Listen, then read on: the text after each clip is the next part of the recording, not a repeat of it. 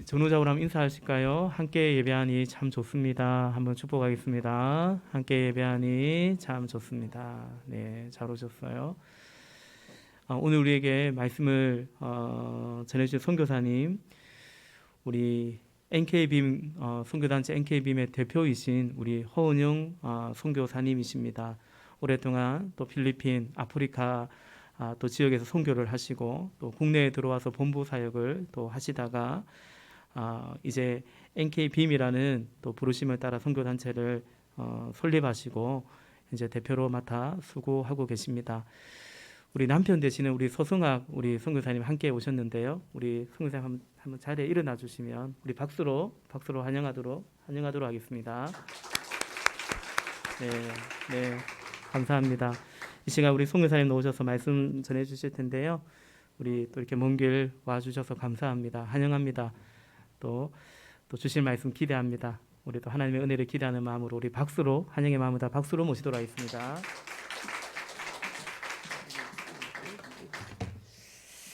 네, 반갑습니다.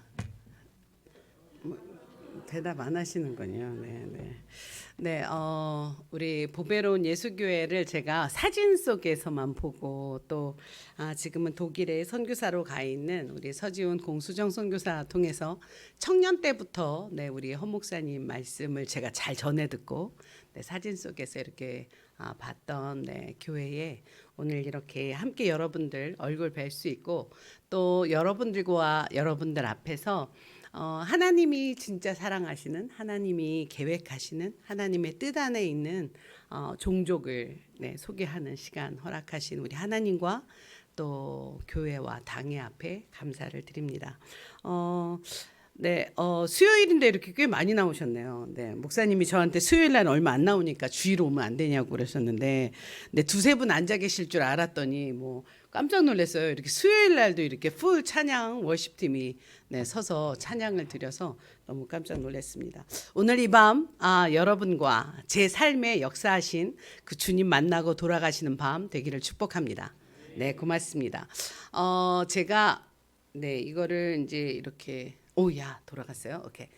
제가 오늘 여러분들과 함께 제 삶 속에서 일하신 그 하나님 또 제가 하는 그 MK 특별히 선교사 자녀를 미셔너리 키즈라고 해서 MK로 우리가 부르거든요. 앞에 이니셜을 따서 MK로 부르는데 그 선교사 자녀들에 대한 하나님의 계획은 뭘까? 하나님은 뭐를 원하시는 걸까에 대해서 제가 받은 은혜, 제 인생을 통해서 말씀하신 그 하나님을 여러분과 한번 그 하나님을 소개하는 시간 갖고 싶습니다. 제가 넘기는 거예요? 뒤에서 넘겨주시는 건가요?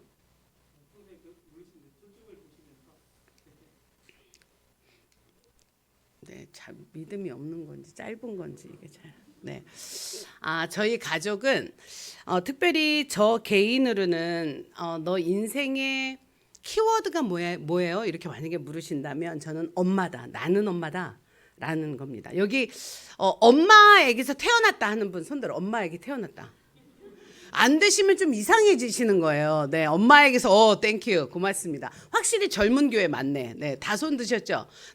엄마가 지금은 돌아가셨든 또 현존에 계시든 우리 모두 다 하나님의 플랜 안에서 엄마를 통해서 태어납니다. 태어났듯이 저도 하나님께서 저희가 결혼하고 89년도 제가 20대예요. 지금하고 사진이 진짜냐 이러실 수는 있지만 창조는 하나님이 멋지게 하셨죠. 89년도에 돌 지나서 두 돌이 안 된 아이를 안고 저희가 필리핀 선교사로 시작을 했습니다.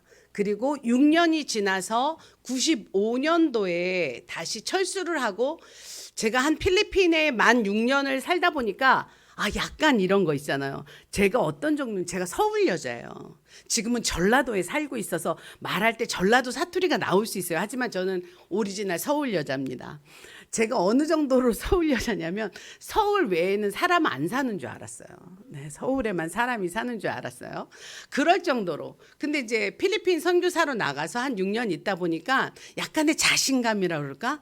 살 수 있겠다라는 자신감이 들어서 두 번째 사역지를 저희가 손든 거예요. 하나님 이제 오지도 갈 수 있겠어요. 제가 아프리카 어디 손 들었어요. 손 들어서. 근데 신기하게 그런 거 아세요? 딱 손 들고 나니까 주변에 그때부터 나는 필리핀에 있는데 만나는 모든 사람들이 아프리카 연관, 아프리카를 갔다 왔든지 아프리카 사람이든지 아프리카 연관된 사람들을 이렇게 환경이 딱 바뀌어지는 거예요. 그래서 두 번째 사역지로 보츠와나 하면은 잘 모르는데 부시맨 아세요? 부시맨 들어봤다. 부시맨. 보셨어요? 오, 네, 좋아요. 반응 좋아요. 네, 반응 좋습니다. 이대로 쭉 가셔야 돼요. 네, 부시맨이 사는 원주민이 부시맨인 나라입니다. 그러니까 보츠와나, 치와나어를 쓰는 세추와나를 사용하는 그리고 부시맨이라는 게 칼라리 사막에 있는 나무 이름이 가시나무가 부시나무예요. 그 부시나무에서 사는 집단을 부시맨이라고 얘기를 하거든요. 그 종족을 향해서 저희가 96년도 이때는 30대의 나이로 아프리카 보츠와나를 품었어요. 사진은 저게 그 리빙스턴이 입던 옷 입고 딱 그 시대 사람 같지 않나요? 네, 입고 저렇게 96년도 저희가 아프리카 보츠와나에 발을 디뎠습니다. 제가 필리핀에서 만 6년 살았어요. 그런데 아프리카 가서 후회했어요. 뭐 후회했을까요? 응? 왜 이제 왔을까? 나보다 훨씬 믿음 좋다. 저 후회했어요. 괜히 왔다. 첫 번째, 물가가 필리핀에 비해서 한 3-4배가 비싼 거예요. 근데 중요한 건 먹을 게 없어. 나는 아프리카는 타잔, 지금은 여러분 인터넷 서치하면 다 나옵니다. 그죠? 근데 제가 이 시대는 인터넷이라는 게 없었어요. 핸드폰, 스마트폰 없었고, anyway, 컴퓨터 없었고, 컴퓨터가 막 그때 이제 시판대 이렇게 이따만한 거 이제 나오기 시작했는데 막 500만 원, 막 감이 안 오실 것 같은데 어쨌든 그 시대였는데 아무 인포메이션을 찾지 못하고 그냥 부르심만 갖고 간 거예요. 애 둘 데리고. 필리핀에서 첫 아이, 한 아이의 엄마로 제가 시작을 했고요. 필리핀에서 93년도에 둘째 아이 샤론이가 태어났어요. 첫 아이는 영어로 사무엘인데 그래서 필리핀에서 두 아이의 엄마가 되고 아프리카 갈 때는 나는 두 아이의 엄마로 아프리카를 시작했어요. 그런데 기가 막힌 건 가는 때부터 다 막혔어요. 비자도 안 되고 아무것도 안 되는 거예요. 하나님이 분명히 부르심이 있는데 왜 막힐까? 그래서 보츠와나로 우리나라 국교가 협상이 안 돼서 들어가지 못하고 옆에 나라인 국경을 하고 있는 남아공의 난민처럼 남아공에서 한 3-4개월 난민 생활을 했습니다. 그러니까 저희 아들이 한국에서 태어나서 필리핀에서 유치원을 들어가고 다시 한국을 나왔다가 남아공에서 한 3-4개월을 살고 그리고 보츠와나에서 초등학교 6학년을 졸업했어요. 여러분 보실 때 제가 괜찮은 엄마인 것 같나요? 괜찮아요. 저도 교육 전공입니다. 내가 누가 뭐라 그래도 내가 아이들 교육은 내가 확실하게 했대. 뭐 좀 그런 거 있잖아요. 남의 자식은 몰라도 내 자식은. 근데 하나도 그게 이루어지지 않은 그냥 어쩌면 그냥 엄마인데 너무 힘들다. 왜냐면 아프리카 갔는데 아이가 초등학교 3학년 때 아프리카 간 거예요. 보츠와나를. 다닐 학교가 없어요. 그래서 어떻게 했을까요? 한참 학교를 다녀야 되는 그 아이가 1년 넘게 놀았어요. 막 여러분 혹시 어머 좋았겠다 놀아서 이럴 수도 있는데 그거를 보는 엄마 마음은 어땠을까요? 그 아이가 노는 엄마 마음. 그래서 단 하나 성경책은 실컷 읽었어요. 읽을 게 없어서. 가져간 책도 없고 아무것도 없어서 성경책만 읽었던 게 아프리카 초년병 선교사의 삶의 시작이었습니다. 이렇게 키웠던 아들이 중학교 3학년을 보츠와나에서 졸업하고 한국 여기 한동대 안에 MK를 위한 최초 MK를 위한 MK 스쿨 한동 고등학교가 생긴다는 소문이 뭐 케냐를 거쳐서 이제 인터넷이 없으니까 둘러 저희 귀에까지 온 거예요. 근데 우리 아들이 딱 그 고등학교가 생겼다는 얘기를 듣고 엄마 그 학교 나를 위해서 세운 것 같아요. 그때부터 우리 안에 기도가 시작이 됐습니다. 이 아이를 포항은 전 와보지도 않았어요. 물론 저희 남편이 해병대 출신이라서 여기서 훈련 받았다고 하더라고요. 그 얘기는 귀에 딱지가 지도록 들었어요. 포항하고 해병대 얘기만 잔뜩 들었어요. 근데 이제 아이가 여기로 온다는데 그 아이는 이미 갈 준비를 했더라고요. 근데 제가 마음에 처음에는 아이를 뛰어보낼 때 이런 얘기했어요. 저희 부부가 이제 보내도 되겠다. 왜냐면 그때 제가 글을 하나 썼는데 이 글 썼습니다. 하산하도록 하여라. 하산. 이제 더 이상 우리 부모에게서 배울 게 없어서 이제 하산해도 되겠다. 왜냐면 아침에 일어나면 막 학교가 일찍 갑니다. 아프리카는 6시 반에 가요.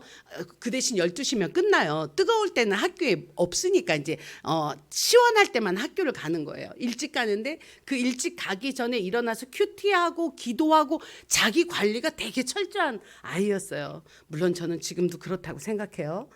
그 아이가 한국을 가도 자기 하나님을 찾겠구나라는 게 마음이 안도가 돼서 저희가 이제 한국으로 보내기로 결정을 했는데 남편이 한국으로 이제 포항에 왔습니다. 제가 포항에서 이 간증을 하기 처음인 것 같은데 포항에 왔어요.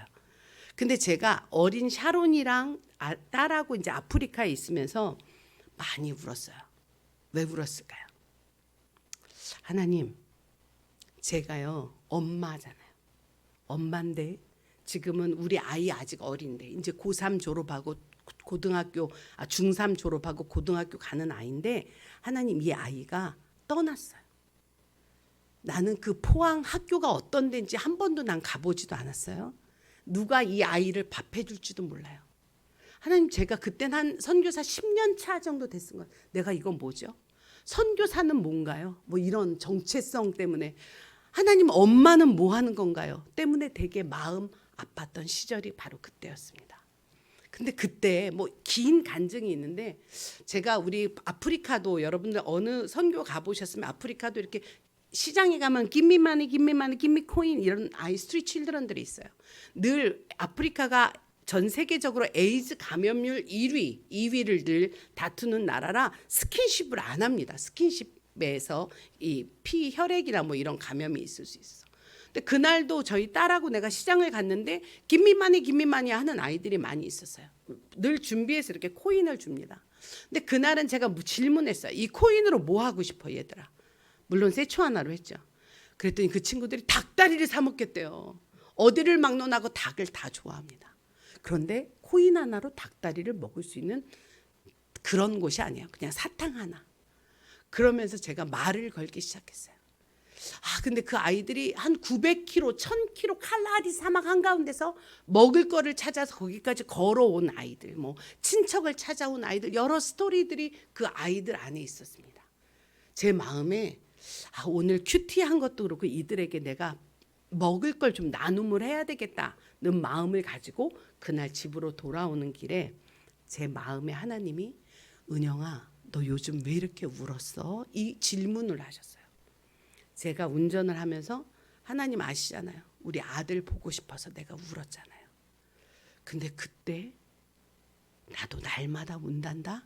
저 거리 아이들 때문에 운단다. 그 마음이 제 마음에.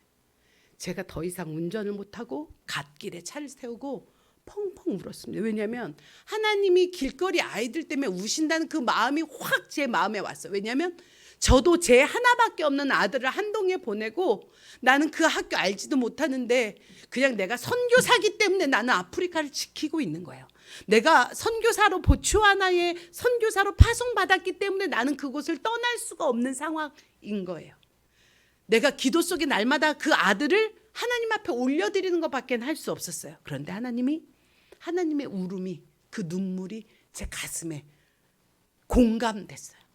그래서 제가 그 차 안에서 하나님 그러면 내가 선교사니까 보츠와나에 있는 아이들 하나님 제가 먹일게요.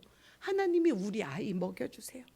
우리 지훈이가 누가 밥을 해주는지 어느 기숙사에 있는지 어느 선생님이 있는지 하나님 전 알지 못하지만 하나님이 우리 아이 책임져 주시고 이 보츠와나에 살고 있는 이 아이 하나님 제가 할게요. 그때 첫 번째 식사를 나눈 게 길거리에서 7, 8명 아이들이었습니다. 밥을 나누고 말씀을 나누고 에브리데이 밥을 해가지고 나가서 물론 아프리카는 빠빠예요. 옥수수 죽이에요. 그러니까 옥수수 죽인데 막 이렇게 흐르륵 죽이 아니라 한국의 백설기처럼 그 옥수수를 써야 돼요. 이렇게 제가 이렇게 팔뚝뚝 굵어진 게 그때 옥수수 죽을 내가 이렇게 써서 이렇게 그 옥수수 죽을 쓰는 거예요. 그리고 그걸 나누면서 그 아이들에게 복음을 전하기 시작했습니다. 왜요? 하나님이 제 아이 한동에서 책임져 주시고 저는 내가 하나님의 아이. 물론 제가 한 거 아닙니다. 제가 한 거 아니고요. 하나님이 하셨어요. 지금 이게 해피홈 프로젝트라고 해피홈 하나님이 창조하신 가정을 회복하는 사역이었어요. 나는 첫 아이의 엄마로 선교지 시작했어요. 두 아이의 엄마가 돼서 아프리카 들어갔습니다. 그리고 이 첫째 아이, 둘째 아이를 가르쳤던 것 여러분들 부모님 밥 해보셨잖아요. 밥 해보셨죠? 밥 해봤어. 밥. 그 내 아이에게 밥을 먹이는 그 마음으로 처음에 7, 8명 아이들의 밥을 먹이는데 이게 1년이 되고 2년이 되고 늘어나서요. 지금은 올드 날레디라는 도시 옆에 빈민촌이 있어요. 거기는 추장이 정치를 합니다. 추장이 내준 그 커뮤니티 홀 센터에서 날마다 그때 318명 제 기억에 318명 레지스터된 등록된 아이들이 에브리데이 하나님을 찬양하고 예배하고 날마다 음식을 나눴어요. 제가 한 번도 유통기한이 지난 음식은 아이들에게 먹이지 않았습니다. 왜일까요? 나는 엄마니까. 한 번도 남이 버린 얼마나 많은 양의 음식을 해야 될까요? 그 장을 봐오는 것이 너무 어려워요. 무거운 걸 들어야 되고 막 더운 날씨에. 그런데 한 번도 버리는 음식을 갖다 아이들 먹이지 않았어요. 왜요? 나는 엄마니까. 날마다 큐티하겠습니다. 여러분 교회처럼. 왜요? 내가 엄마니까. 나는 내 두 아이들에게도 그렇게 가르쳤어요. 날마다 하나님 앞에 예배했어요. 왜요? 내가 엄마니까 내 아이들 샤론이와 사무엘에게 했던 것처럼 해피홈 아이들에게 한 거예요. 그리고 그 아이들이 300여 명이 돼서 날마다 내 식탁에 둘러앉고 그 아이들에게 악기도 가르치고. 왜요? 여러분들 배우잖아요. 한국도 감성교육할 때. 저희가 맨 처음에 이 아이들에게 리코더 갈게 한국에서 버리고 간 리코더를 어느 학교 선생님이 모아줬어요. 한 200개. 그래서 그걸 가져가서 리코더 합니다. 여러분 리코더를 악기를 안 불어보다가 처음 악기를 만지는 이거 구멍이 있어요. 리코더 해보셨죠? 우린 초등학교 때 해보잖아요. 한번 해보세요. 오픈 해보세요. 오픈. 그러니까 열었다 닫았다 하잖아요. 아프리카 아이들은 오픈하면요. 우리는 첫 번째 손가락, 두 번째 손가락 이렇게 따로따로 대시나요? 여러분들 이렇게 한번 해보세요. 밑에서 해도 돼요. 오케이. 잘하고 계세요. 네. 아프리카 애들은 이게 따로따로가 안 돼서 오픈하면 10손가락이 다 떨어져. 그럼 막 리코더가 떨어져서 오픈하면 오픈 크로스 오픈 처음에 한 손가락씩 움직이는 것부터 연습했어요. 여러분들 이거 되세요? 옆 사람에게 얘기해서 기적이에요. 기적입니다. 이렇게 해서 한 2년 하니까 한 곡 나옵니다. 떴다 비행기. 네, 2년 반 하면 나비야까지 갈 수 있어요. 하지만 제가 아프리카에서 배운 거는 포기하지 않으니까 되더라. 전공자가 아니라 되더라. 그래서 이 아이들에게 자일로폰으로 올라가고 그다음에 현악기 바이올린도 가르치고 바이올린이 쿼터별로 사이즈가 다 달라요. 그래서 어린아이들부터 할 수 있어요. 물론 제가 발등 찍었다고 생각을 했어요. 왜냐하면 그 더운 드라이한 사막에서 나무로 된 인스트루먼트를 하는 게 아니잖아. 쩍쩍 갈라지니까. 그걸 나중에 알았어요. 네, 제가 전공이 아니라 그 아이들에게 길거리의 아이들에게 첼로도 가르치고 오케스트라를 만들고 그리고 때마다 이렇게 성탄절이 되면 그들도 아니면 나라에서 행사가 있을 때마다 나가서 함께 연주도 하고 행사를 같이 뛰었습니다. 저는 엄마예요. 여러분들 다 엄마이고 아빠이고 엄마로부터 시작됐잖아요. 선교는 저는 어려운 거 아니라고 생각합니다. 선교는요. 엄마면 충분해요. 그 사랑 하나면 그냥 내가 한 명을 밥해줬던 그 실력이면 100명도 해줄 수 있고요. 그 마음이면 하나님은 저를 부르신 이유는 제가 특별히 뭘 잘해서가 아니라 그냥 엄마였기 때문에 이렇게 엄마 사역을 신나게 제가 하고 있을 때 한국에서 2010년도에 본부에서 MK 선교사 자녀를 맡아달라는 콜이 왔어요. 제가 처음에는 못 온다 그랬어요. 제가 아프리카를 진짜 사랑합니다. 제가 사이즈도 딱 아프리카예요. 한국 오면 옷 사입지 못해요. 옷 없어요. 보기에는 날씬해 보이잖아요. 아니군요. 네. 아프리카는 제가 미디움 사이즈, 미디움. 아프리카에서는 옷을 고민해 본 적이 없어요. 한국 오면 옷을 못 사는 선교사들이야말로 한 번도 한국에 와서 산다는 거 기대하지 않고 삽니다. 왜냐하면 우리는 부르신 그 땅이 나의 땅끝이라고 생각해요. 근데 그때 하나님이 저를 MK에게 불렀어요. 처음에는 하나님 왜 MK예요? MK는 다 엄마 아빠가 너무 죄송해요. 잘났고 다 멋진 엄마 아빠가 있는데 여기에 있는 이 고아 아이들, 길거리 스트리트 칠드런들, 부루 청소년들 이들이 엄마가 필요한 거 아닌가요? 하나님 왜 MK예요? 라고 얘기할 때 하나님이 제 마음에 두 번째 이 마음 주셨어요. 은영아, MK도 엄마가 필요하단다. 저는 그때 이해 안 갔어요. 자, 전 지금은 이해합니다. 왜 MK가 엄마가 필요하지? 나는 꿈이 뭐였냐면 이 아이들을 아프리카 선교의 선교사로 내가 이 아이들을 키워내는 게 나의 사명이라고 저는 보초 하나를 받아들였습니다. 그리고 이 아이들을 위해서 대안학교인 학교 담장을 쌓고 있었어요. 기적 아닌가요? 한 푼도 없는데 이 아이들을 위한 학교를 누가 져주고 추장이 땅을 내줘서 펜스를 치고 한참 대안학교 조감도를 놓고 우리가 이주하려고 막 꿈을 꿀 때 하나님은 한국으로 부르셨어요. 그래서 지금 제 닉네임이 MK 마음입니다. MK 마음은 하나님이 주신 저의 이름이에요. 여러분들 MK 잘 아십니까? 제가 볼 때 포항에 계시는 여러분들은 특별히 MK들을 좀 접할 기회가 있다고 저는 생각해요. MK들에게 MK란 땡땡땡 MK란 뭘까? 여러분들에게 제가 MK란 하고 질문하면 여러분들은 뭐라고 얘기하시겠어요? 한 MK에게 물었습니다. MK란. 그랬더니 그 MK는 신발이다. 왜 신발일까요? 왜냐하면 부모가 신고 가서 벗어놓는 그곳에서 또 살아내야 되니까. MK는 신발이다. 왜? 내 의지로 움직이는 게 아니라 그게 부모든 누군가에 의해서 가서 그곳에서 살아내고 있는 아이들이기 때문이다.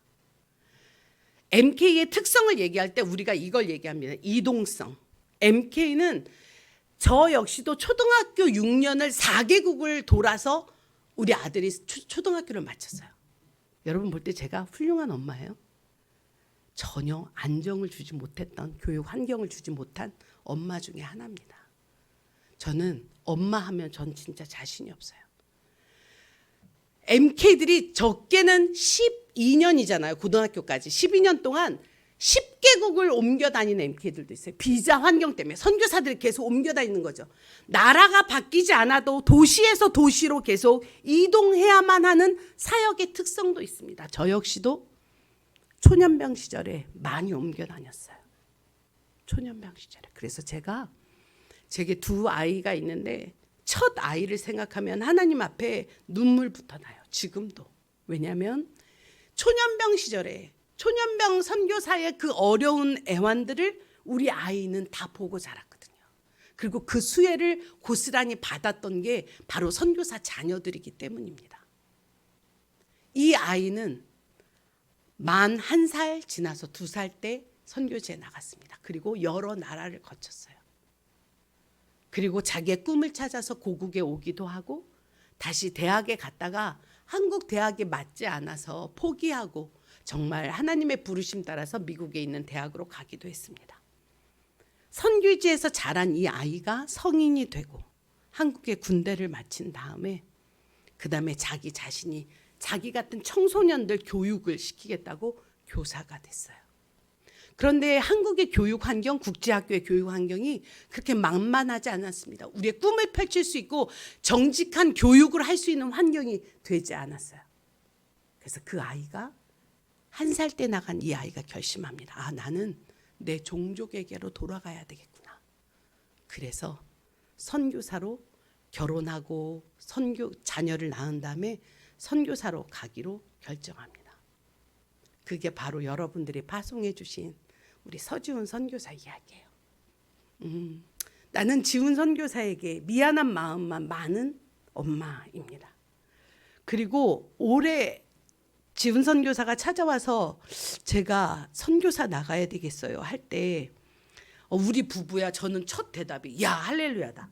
엄마는 평생 기도한 거 응답됐네. 이렇게 얘기했어요.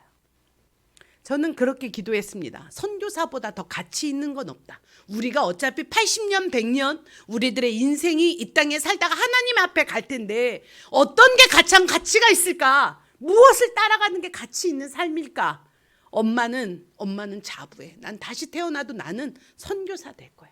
아프리카 아니라 하나님이 더 오지로 보낸다 그래도 나는 그곳에 갈 거야. 나는 너도 이런 가치 있는 삶을 살았으면 좋겠구나. 이게 저희의 명절 때마다 아이들과 함께 예배 드리면서 드려지는 이야기들이었습니다. 그런데 갑자기 저희 아들이 이렇게 반응했을 때 저는 정말 제 평생의 기도 제목이 응답된 것 같았어요.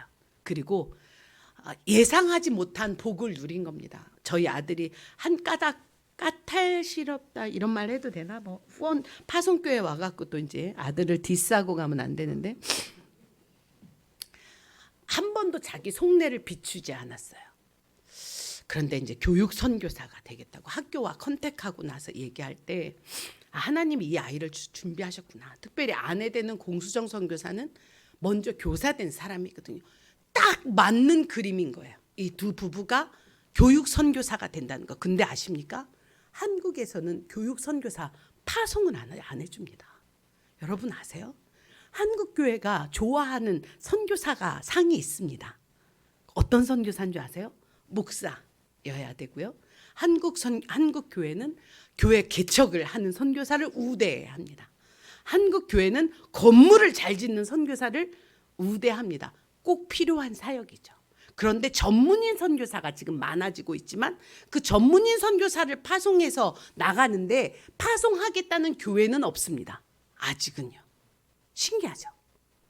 만약에 여러분 교회가 이 두 부부가 목사가 아니어도 괜찮고 이 두 부부가 하나님 앞에서 교육 선교사로 헌신한다 그래서 파송하셨으면 여러분 교회는 이 땅 위에 어떤 교회보다 한국의 어떤 교회보다 하나님의 마음을 잘 아는 위대한 교회일 것입니다. 제가 일부러 서지훈 선교사에게 다녔던 교회들에게 너희가 선교사로 나가는 걸 얘기해 보라 그랬어요. 근데 의외로 정말 많지 않습니다. 그렇게 보내주는 교회가. 제가 오늘 선교사 자녀 이야기를 좀 하려고 합니다. 여러분 MK 미셔너리 키즈예요. 선교사 자녀인데 선교사 자녀 하면 제가 땡땡땡 모일 것이다. 아까 말씀드렸는데 선교사 자녀에 대한 이해와 오해. 여러분들 선교사 자녀 하면 어떤 선입관 있죠? 신앙이 좋다. 손 들어주세요. 신앙이 좋다. 막 절레절레 하는 분들 말씀이네요.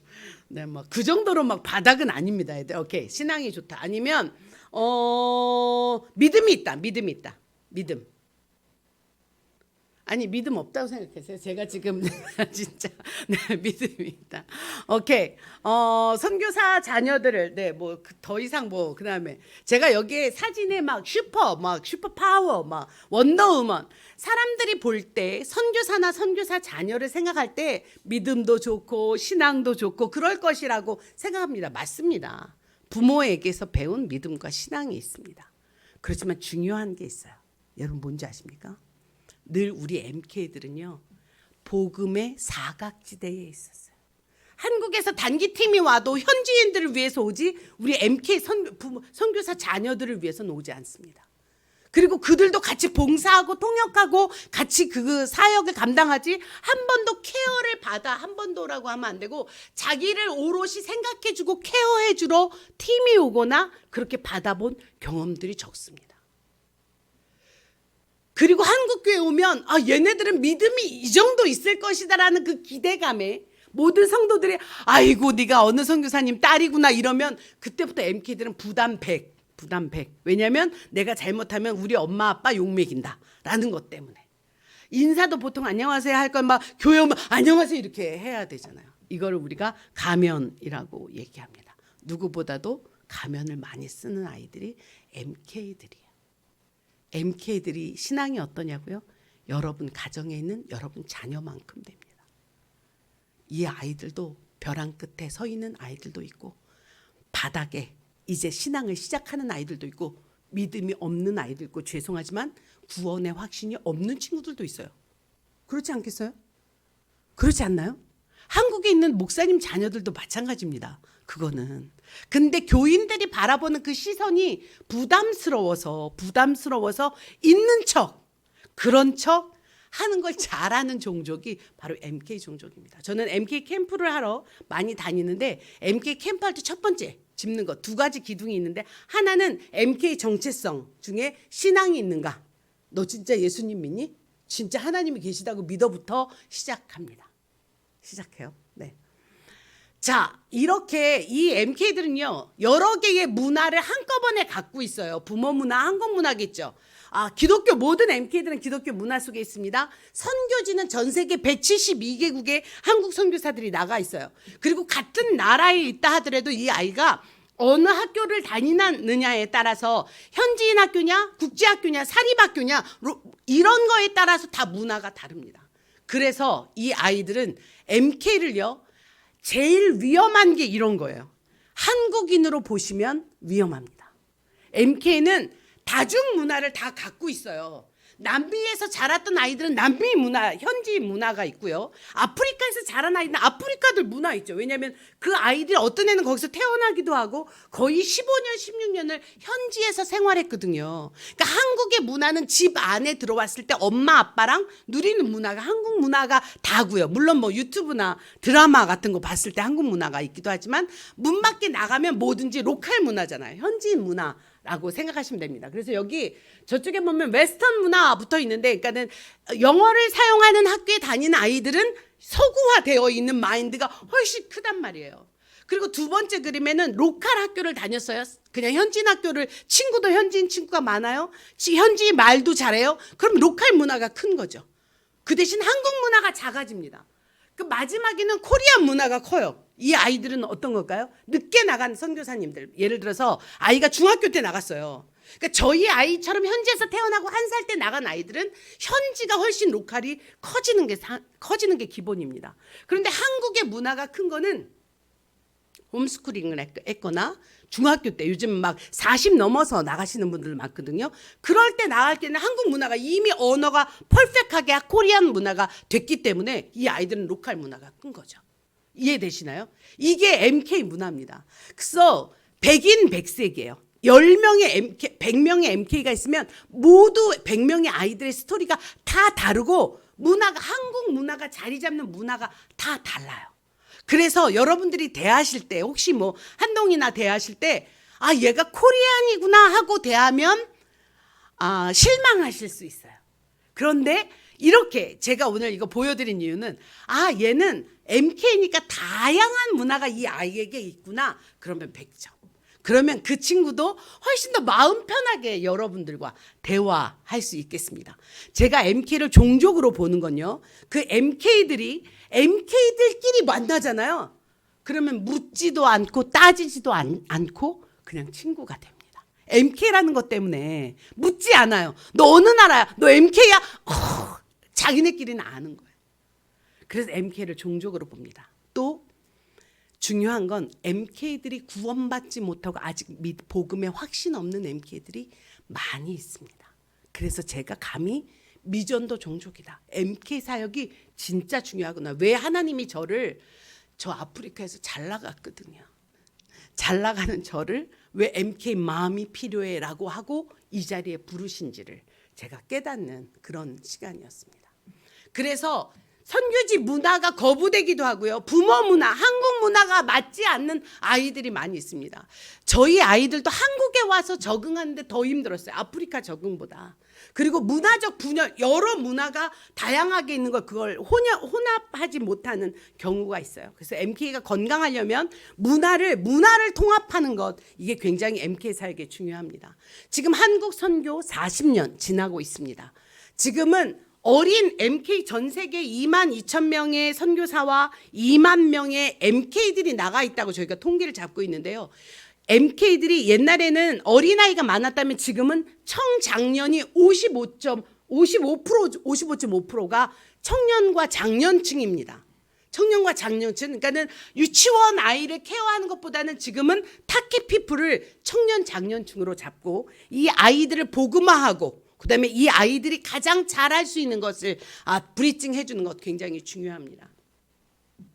한국은 MK들을 보내면서 MK 학교를 세우지 않았습니다. 그래서 저희는 열심히 파송만 해서 전 세계 2위가 지금 코리아잖아요. 그 아이들이 다 그러면 어디서 자랐을까요? 이 아이들이 지난 40년 동안 서양 학교들이 서양 세계에서 만들어 놓은 학교들의 우리나라 한국 MK들이 거의 그곳에서 많이 자랐습니다. 그래서 전 세계 지금 있는 MK 학교가 한 25개 되는데요.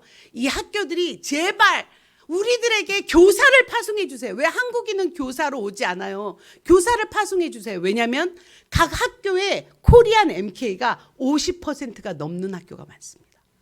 미국에서 세운 서양 세계에 세운 학교가 50%는 한국인들인데 교사는 보내지 않는 거예요. 이 외침이 있습니다. 그런데 보낼 수가 없어요. 왠지 아세요? 그 학교에 가서 언어가 퍼펙트하게 제3세계 아이들까지 가르칠 수 있는 실력 있는 언어가 잘 되는 선교사들을 우리가 찾지 못해서 교사를 못 보내는 겁니다. 그러면 여기에 최적화된 아이들이 누굴까요? MK들이죠. MK 아닌가요? 어릴 때부터 여러 가지 문화 속에서 다중 언어들을 배우면서 노출되어 있는 이 선교사 자녀들이 다시 자기가 자랐던 모국 학교로 돌아가서 교사를 해준다면 그것보다 퍼펙트이 어디 있겠어요? 그래서 저희가 하는 지금 MK 빔 사역은 MK를 MK에게 보내자. 이 MK들에게 선교의 기회를 준다. 죄송한데 MK들에게 선교를 가르친다. 여러분, MK들이 선교를 잘 안다고 생각하십니까? MK는 선교 모릅니다. 왠지 아세요? 그 친구들은 자기네 집에서 살았던 거지 그 친구들에게 거기가 선교지는 아니었어요. 그래서 청년 MK들과 함께 선교를 가르치는 일을 MK 빔에서 중요한 사역 중에 하나로 하고 있습니다. 이거는 중앙아시아 카자흐스탄이라는 텐션 학교입니다. 여기에 양선나 선생님, 여자 선생님이 필리핀 MK예요. 지금 45세 지났습니다. 이 선생님이 MK로서 MK 학교에 가서 지금 MK 중학교 교장 선생님이 오래 되셨어요. 이거는 필리핀에 있는 페이스 아카데미입니다. 여러분 우리 성영이가 테리가 포항 한동대 출신이에요. 지금 필리핀 다바오에 있는 페이스 아카데미가 테리가 나온 학교예요. 그 학교로 돌아가서 처음에는 축구 선수, 축구 코치로 들어갔는데 지금은 2학년 담임하면서 교사로 거기서 있습니다. 이렇게 다중 아이들을 케어하고 이 친구는 대만 MK인데 이번에 요르단으로 처음 들어가서 요르단에서 지금 정착하고 있는 MK 교사입니다. 네, 서지훈 선교사, 공수정 선교사 저희 MK 빔 센터에서 페어웰 할 때 이 친구도 아까 카자흐에 나가 있는 이수정 선교사인데 그 출신 학교로 다시 돌아갔습니다. 저희 MK 빔은 이제 막 2년 정도 된 이제 걸음마하는 그 MK들을 선교사로 세우는 단체입니다. MK 빔이 뭐예요? 나도 몰라. 이렇게 얘기하지 마시고 이제 오늘부터는 거기 MK들을 선교사로 파송한대. 왜냐하면 MK들을 파송하는 단체가 없어요. 그런데 중요한 거는 MK들을 선교사로 파송하지 않으면요, 그 가는 학교에서 받지 않습니다. 한국에서 파송 단체가 있어야 거기서도 받아줘요. 두 번째, 파송 교회가 있어요. 그러니까 파송 단체도 필요하고 파송 교회도 필요해요. 이게 되지 않으면 우리 서지훈 선교사도 지금 독일에 있는 블랙포레스트 아카데미에서 받아주지 않습니다. MK 빔과 블랙포레스트 아카데미가 MOU를 맺어서 우리가 교사를 그 학교로 보내겠다. 그쪽에서 오케이, 너희가 보내는 교사를 받겠다. 이 협정이 이루어져야만 보낼 수 있는 거예요. 그러니까 빔이 있어야 되는 자리는 뭐냐면 MK 교사들을 많이 보낼 수 있는, 발굴해서 파송하는 그런 단체고, 여러분들이 교회가 이번에 해주신 거는 아주 중요하게, 교회도 파송 교회가 없으면 그쪽에서 받아주지 않는데 그 파송 교회 역할을 여러분 교회에서 이번에 해주신 겁니다. 그래서 MK 빔은 2가정 파송했어요. 서지훈 선교사하고 요르단에 가 있는 정자영 선교사를 올해 7월에 파송을 했고요. 나머지 선교사들은 같이 협력하고 있습니다. 알바니아에 있는 선교사 자녀, 이집트, 그다음에 필리핀, 카자흐스탄 이렇게. 그러니까 협력하고 보내는 사역들을 저희 빔에서 하고 있습니다. 이게 왜 중요하냐고요? 첫 번째는 빚 갚는 일입니다. 지난 40년 동안 우리 아이들을 뻐꾸기가 남의 둥지에서 새끼를 기르는 것처럼 우리 한국 선교 역사에 필리핀의 연합으로 MK 학교 하나 만든 게 답니다. 지금 한국형 MK 학교는 한 4개 정도가 돼요. 그러면 22,000명이 172개국에 흩어져 보내는데 이 MK들을 어디서 우리가 키웠을까요? 어디서? 뻐꾸기처럼 남의 둥지에 우리는 알을 놓고 아주 적은 스쿨피 내고 학비 적은 거 내고 남의 집에서 양육을 한 거예요. 이제는 어떤 시대가 왔냐면 우리가 빚을 갚아야 된다는. 빚을 갚아야 되죠.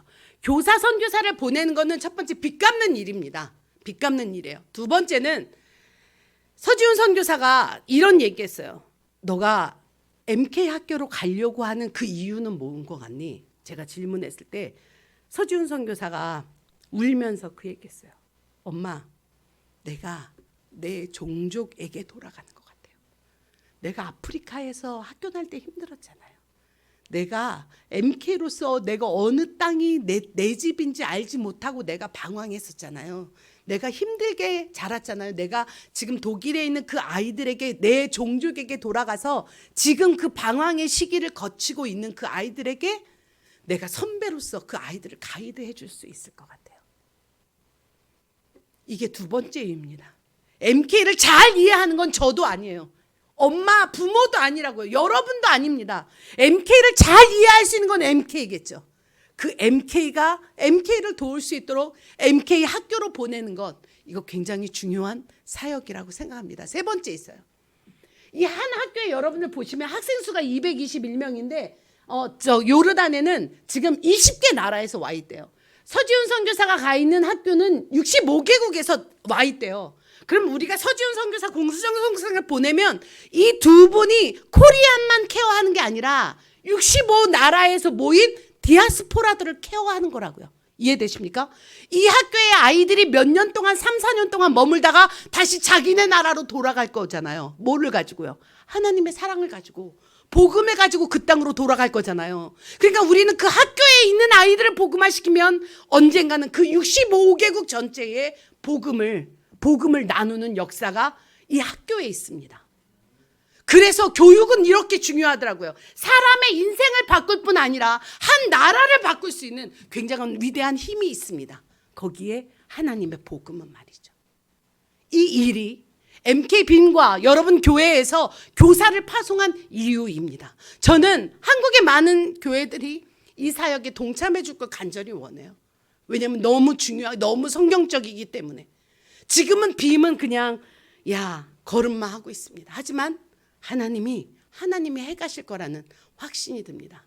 올해 5월에 저희가 어쨌든 5월에 진짜 시간이 많이 가는군요. 5월에 하나님이 전주에 센터를 허락하셨습니다. 그냥 저희는 무상으로 1, 2, 3층을 쓰고 있어요. 제가 눈치챘어요. 뭐 눈치챘을까요? 하나님이 이 사역 기뻐하시는구나. 저는 건물을 달라고 기도해 본 적도 없습니다. 후원자를 달라고 기도해 보지 않았어요. 다만 많은 선교사들을 내가 파송하고 돕게 해달라고 기도했는데 하나님이 선물처럼 그냥 하나님은 선물을 이렇게 주시는구나. 할렐루야. 이렇게 생각했어요. 왠지 아세요? 여기에서 지금 이 센터에서 4V 사역을 하고 있습니다. 근데 이 사역 중에 제가 가장 중요하게 생각하는 게 이게 이제 5월 달에 오픈 예배 드리고 이게 지금 1층입니다. 1층에 카페예요. 전주 오시면 꼭 놀러 오십시오. 주무시고 가실 수도 있어요. 제가 목사님한테 꼭 놀러 오시라고 그랬는데 뭐 대답을 잘 안 하시는 것 같아요. 전주를 안 좋아하시는 것 같기도 하고. 1층이고 이렇게 MK들이 전 세계에서 오는 센터가 지금 되어 있어요. 2층은 숙소가 있습니다. 근데 제가 사역 중에 가장 중요하게 생각하는 건 먹이는 사역이에요. 저희가 팬데믹 때 아무것도 할 거 없어 저희 남편하고 이 얘기했습니다. 여보, 우리가 지금 나가지 않고 한국에 있으니까 들어오는 선교사님들을 우리가 잘 대접하면 어떨까? 왜냐하면 사도행전 2장에 보니까 그들이 날마다 모이기를 힘쓰고 떡을 뗐을 뿐이에요. 그러니까 교제를 했단 말이야. 식탁에 교제를 했을 뿐인데 따라하세요. 날마다 믿는 자들이 더하니라. 그냥 그들은 떡을 뗐을 뿐인데 성령님께서 예수 믿는 사람들을 더 붙이셨다고요. 할렐루야. 이게 하나님의 키포인트. 우리가 묵상하다가 여보, 환대다, 환대. 우리가 우리 사역에 빔 사역에 이걸로 갑시다 해서 저희가 광명에 조그만 집을 하나님이 주셨을 때 집을 오픈하고 그 팬데믹 가운데 오는 선교사들과 MK들을 꼭 식사 대접을 집에서 했어요. 집에서. 여러분도 좀 은혜 안 되세요? 집에서 했다니까 전 식당 안 나가고 메뉴는 메뉴는 이 사람이 와도 ABC 메뉴를 했고 저 사람 하나만 잘하면 되잖아요. 하나만. 그러니까 사람이 돌아가지 저는 메뉴를 똑같은 거 날마다. 근데요. 저는 하나님이 그것 기뻐하셨다고 생각해요. 그 좁은 부엌에서 날마다 식당에 가면 한두 시간 하고 일어나야 되는데 집에서 하니까요. 3-4시간 해도 선교사님들과 MK들이 울면서 자기 평생의 이야기를 다 뚫어놓고 코칭하고 우리가 북으로 책을 어쨌든 저희 나름대로 프로그램 그 방식으로 그 선교사님들이 힘을 얻고 다시 가서 다시 선교지로 나가는 간증들이 우리에게 쌓이기 시작했어요. 뭐 했더니 떡을 뗐더니 그런데 그거 시작한 지 몇 개월 안 돼서 하나님이 전주에 센터를 주신 거예요. 지금 센터 1층에 주방이 있습니다. 주방이 있어서 선교사님들 MK들 주무시고 아침에 같이 식사하고 뭐 낮에는 한옥마을 가서 놀으라 그래요. 제가 이렇게 봐도 널널합니다. 마음이. 그래서 막 훈련시키고 이러지 않고 한옥마을 놀리고 저녁에 식사 같이 하면서 저녁에 밤건하는 거. 지금 이 빔센터에서 이혼할 MK 부부가 회복이 되고 선교지로 못 나갈 우울증 깊이 빠진 사람들이 회복돼서 다시 힘을 얻고 하는 여러 간증들이 일어나고 있어요. 저는 오늘 식사하면서 들으니까 여러분 교회가 지금 가정교회로 그 떡을 떼고 있다고 들었어요. 맞습니까? 몇 분 안 떼시는 것 같은데. 근데 그 사역이 얼마나 중요한 줄 아십니까? 그게 그냥 성경에 지금 예수님도 그렇고 계속 이 밥상 사역이 굉장히 중점이 있어요. 근데 저는 막 내가 이걸 복받아야 되겠다 이런 거 아니고 내가 할 수 있는 거라 내가 우리 집 주방을 오픈한 거거든요. 그런데 따라합니다. 하나님이 기뻐하십니다. 진짜 하나님이 기뻐하세요. 여러분 각자에게도 이런 건물 주실 줄 믿습니다. 근데 고객님께 안미안하시잖아요. 이제 MK 시대가 시작됐습니다. 같이 읽어보겠습니다. 시작.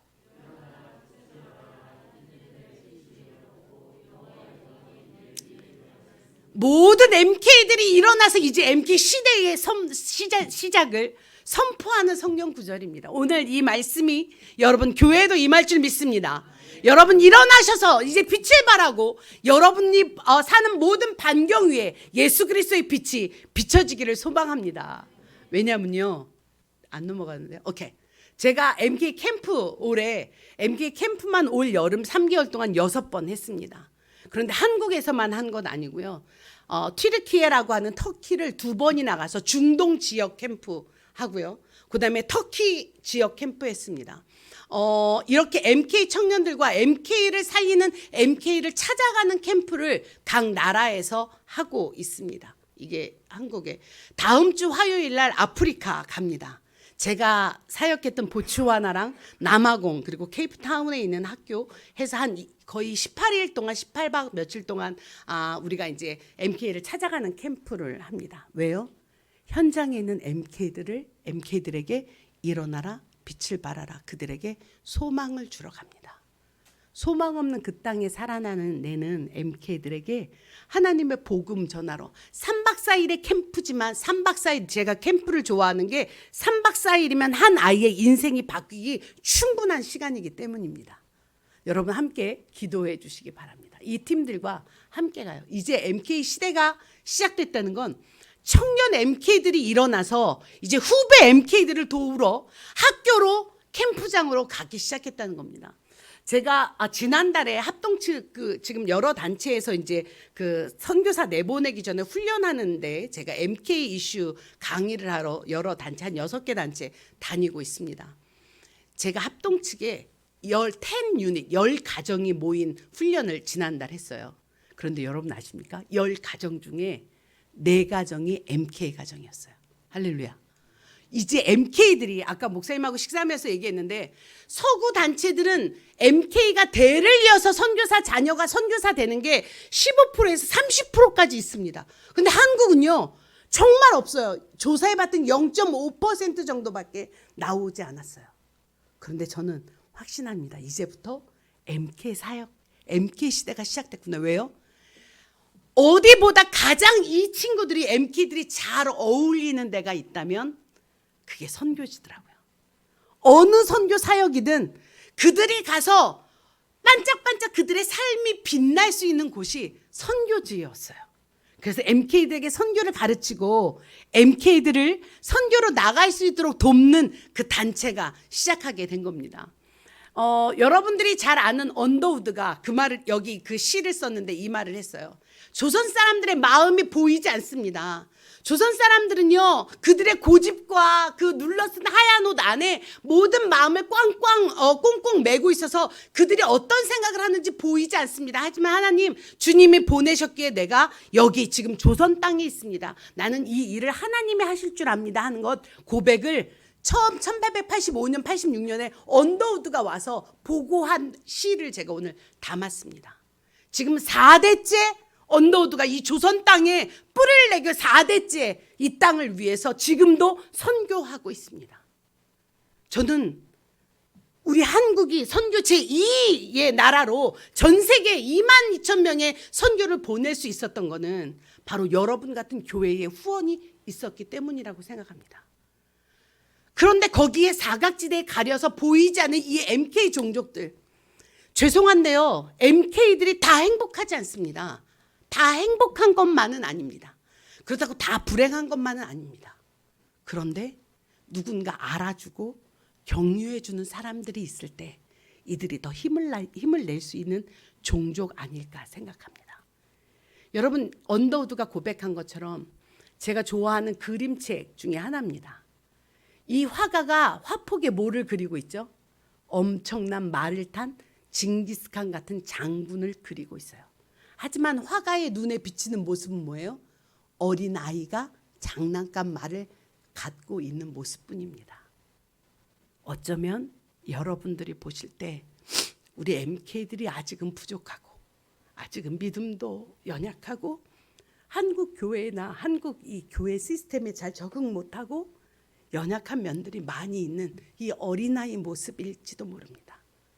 그렇지만 여러분들이 기도하시고 이 포항 땅에서 옆에 한동대에 있는 아이들을 품어주시고 서지훈 선교사나 공수정 선교사를 비롯해서 나가 있는 선교사를 품어주십시오.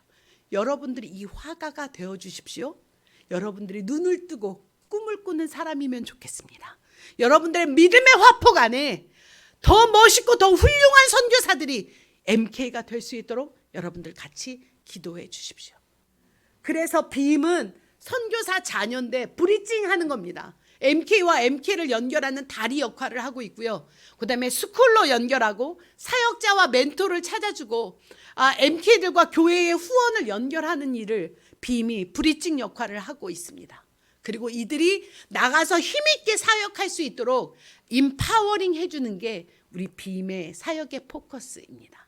그래서 지금은 1단계로 교육 선교사들만 파송을 하고 있습니다. 그래서 맞춤형 훈련을 하고요. 새 포도주를 새 부대에 담으라고 하는 것처럼 이 MK 세대에 맞는 교육 시스템을 갖추고 있고요. 그리고 빔 소속 선교사들을 지원하고 멤버 케어하는 일을 하고 있습니다.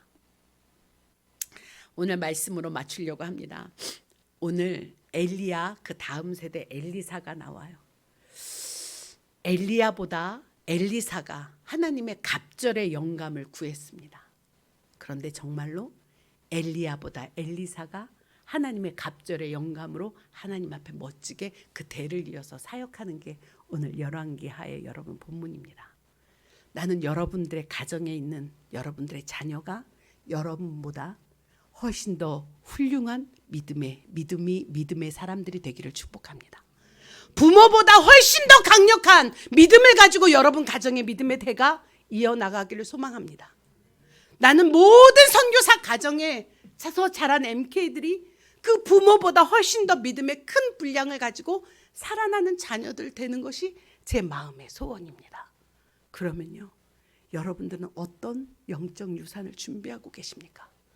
여러분 교회는 여러분들이 앉았던 자리에 50년, 60년 후에 어떤 사람들이 이 자리를 채우기를 여러분은 원하시고 계십니까? 그렇다면 여러분도 엘리야처럼 영적인 유산, 외투를 우리가 준비해야 되죠. 지금 우리가 우리의 신앙만 돌보는 게 다가 아니라 내가 다음 세대에게 어떤 것을 물려줘야 될지 그 외투 한 벌 준비하는 그 시작이 돼야 되지 않을까요? 이게 바로 인생의 유종의 미라고 생각합니다. 유종의 미는요, 어느 날 갑자기 선물처럼 오는 게 아니라 내가 오늘 어떻게 내 삶을 살아내고 있는가, 내가 내 인생의 마지막을 내가 어떠한 사람이 되고 싶은가, 하나님 앞에서 여러분들의 인생을 생각하면서 지금부터 그 고를 바라보고 여러분 살아내신다면 보배로운 예수교회를 통하여 전 세계 하나님의 나라가 확장되고 여러분 이 자리에 여러분 다음 세대가 꽉꽉 들어차서 3부 4부 5부 아니 커다란 건물을 주지 않으면 안 되실 하나님의 마음이 넘쳐 흐르는 교회가 되기를 축복합니다. 오늘 그것이 여러분과 제가 함께 해야 될 일 아닐까요?